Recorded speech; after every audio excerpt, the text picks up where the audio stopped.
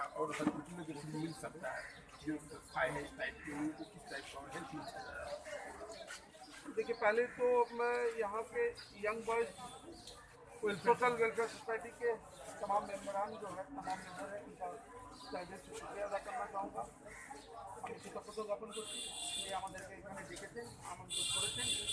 আমি ধন্যবাদ জানাই, শুক্রিয়া আদা करना चाहिए আমাদের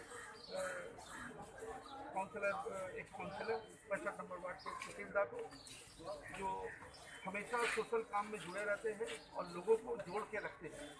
ये क्लब बहुत दिन नहीं हुआ है,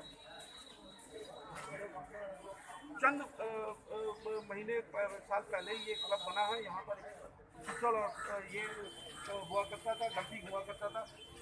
ये यहाँ के लोगों का और सुशील दा की मेहनत से यहाँ पर ये बना है। और इसके बाद से हमने देखा है कि हमेशा से ही यहाँ पर जैसे सुशील दा ने कहा कि भाई हमेशा से सोशल काम में जुड़े रहते हैं ये क्लब के तमाम लोग। और अभी आप जानते हैं कि जिस तरह से महामारी और लॉकडाउन और ये चला है, कोरोना का जो आतंक चला है, उसमें कि बहुत लोग ऐसे हैं जो बीमारी से नहीं, डर से भी मर गए हैं। डर से और हदस से भी काफ़ी लोग जो है ये